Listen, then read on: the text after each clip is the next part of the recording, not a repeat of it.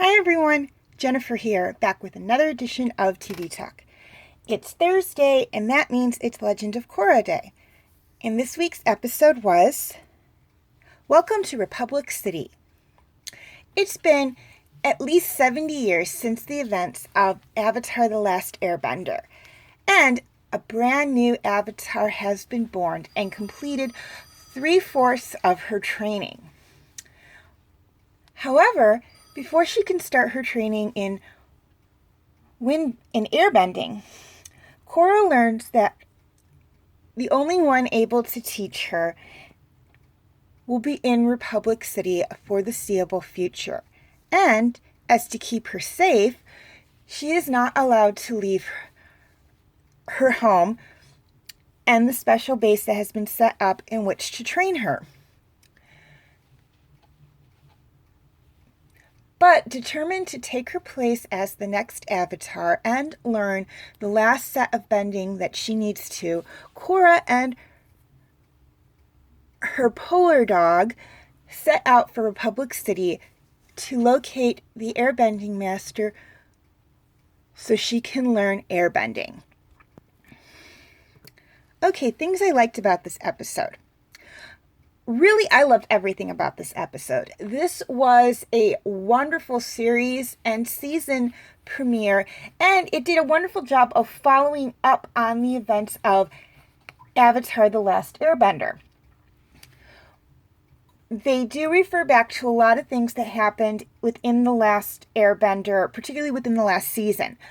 There is that Order of the White Lotus, or whatever it was called, which is supervising her training.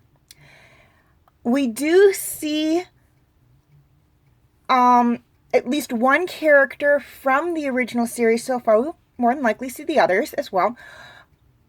And it's just, there's such an advancement in the technology in just, 70 years that everyone has access to that is just amazing. And we also see the people of the 4 different nations actually living together in peace. Yes, the airbending tribe has been built up. It's still relatively small. It's only been 70 years, but it is starting to build back up, which is great. The only sad note about this is that Aang is not among the living characters that we will be seeing in this series, as Korra is the new Avatar, and for her to be the new Avatar, that means Aang had to have passed away. Does that mean we will not be seeing Aang in this series? I would not say no to that, or I would not say yes to that. It is very possible that even though he has passed away before the series even started, that we will see the spirit form of him possibly helping Korra out throughout her journeys and adventures, very much in the same way that Roku did with him in Avatar: The Last Airbender. We have seen Korra already, which is great, so we know she's still alive. Small spoiler alert, because I've seen videos on Avatar and Korra on YouTube. We will be seeing Zuko in this episode. The ones I'm not 100% sure that we will be seeing are May, Toph, Sokka, and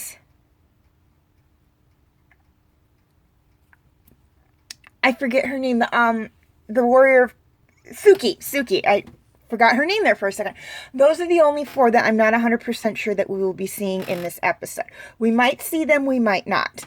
Because you gotta remember, it's been like 70 years between this show and the other show. But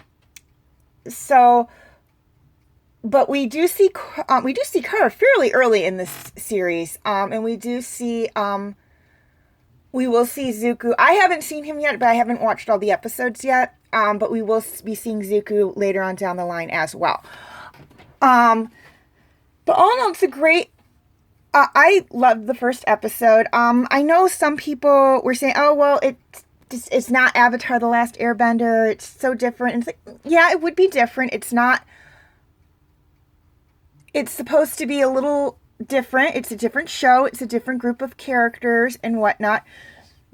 Personally, my first impressions are I absolutely loved it. I did love the first episode. And the episodes I've seen up to this point, or up to when I jumped back to Avatar: The Last Airbender to start it for TV Talk, I absolutely loved. I haven't really gotten out of the first season yet, but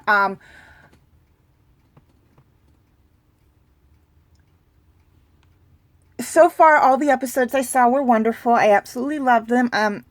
Will I come across episodes that I don't like in this series? More than likely. I'm not going to say with 100% satisfaction that I'm going to love every single episode. There are going to be some that I absolutely love, some I absolutely hate, and some that are going to be in medium ground. So far, this one is an episode I absolutely love. It is in the absolutely loved category. There will more than likely be a smiley face next to it in the next Korra video. But I did like this one. I don't really see yet where people are saying, oh, it's terrible, it's not all that good. I may agree with them later. Like I said, I don't even think I saw halfway through the first season yet. So I may change my mind in the latter half of season 1 or in season 2, 3, or 4. Yes, this is a 4-season show. But so far, I absolutely like it. And that's all I have to say on that. Okay, things I didn't like about this episode. There weren't a lot of things I didn't like about this episode. I was kind of sad to learn that we will not be seeing Aang in the flesh in this series, but I was resigned to the fact that that would happen because this is the next generation of Avatar, which means in order for Korra to be the Avatar, we can no longer have Aang among the living. He has to be in the spirit world now. But even though I have yet to see him in spirit form thus far, he has been mentioned, but we have yet to see his spirit form. I still believe that we will see him in some kind of spirit form, guiding Korra through her journeys. And that doesn't mean that Korra hasn't seen him in spirit form yet. She's completed 3/4 of her training. She's completed her waterbending training, she's completed her earthbending training, and she's completed her firebending training. Aang was learning waterbending when he started learning how to commune and see with the spirits and enter the spirit realm. So it is very, very possible that when Korra entered her training for earthbending, that she started learning that as well. So it is very possible that she has already met Aang's spirit and he's helped her a little bit already. We'll know more about that when and if we see Aang's spirit later on down the series. Okay, feel free to leave your comments and questions in the comment section. I do love to read those. Please like and share this video if you're watching on Facebook, or like and subscribe if you haven't already if you're watching on YouTube. And feel free to follow me on Wattpad, Tumblr, Instagram, Twitter, and DeviantArt. I do have my name for those 5 sites right there on the screen, as well as the pictures I use for the icons. Please note that all pictures seen within this video do belong to their respected artists. I own absolutely nothing. The links for the 5 sites I mentioned will be in the description section if that makes it any easier for you guys to locate my pages on those sites. And for those of you watching on Facebook, the link for my YouTube channel will be in the description section. And for those of you watching on YouTube, the link for my Facebook page will be in the description section. Okay, quick reminder on my comment rules.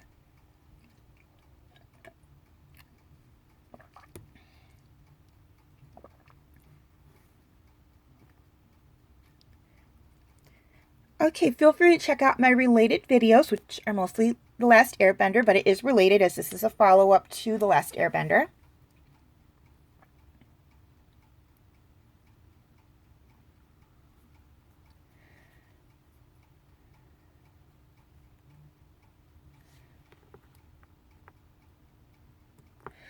Okay, this is the cast of actors, the main cast of actors, that will be in the show through the 4 seasons. Some of them have shown up. Some of them, like Korra, we have seen already.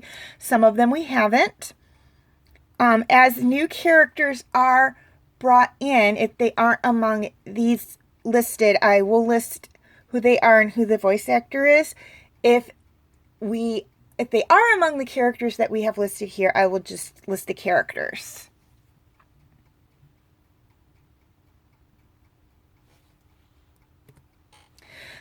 Okay, feel free to check out my other TV Talk videos.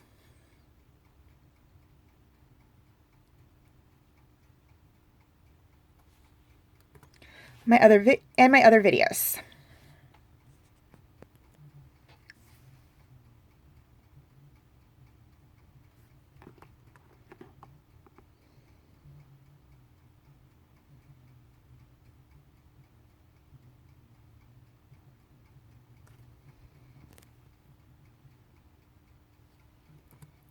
Okay, before I sign off, a few things I'd like to touch on. First off, YouTube subscribers. Any of my videos that cannot be found on YouTube are on my Facebook page. Again, the link is in the description section. And Facebook friends, any of my videos that cannot be found on Facebook are on my YouTube channel. Again, the link is in the description section. Okay, finally, I have 2 polls going. One for the TV Talk video series that'll take place once I put Agents of S.H.I.E.L.D. on hold, and one for the Sunday TV Talk series that will replace DreamWorks Dragons once it's completely finished.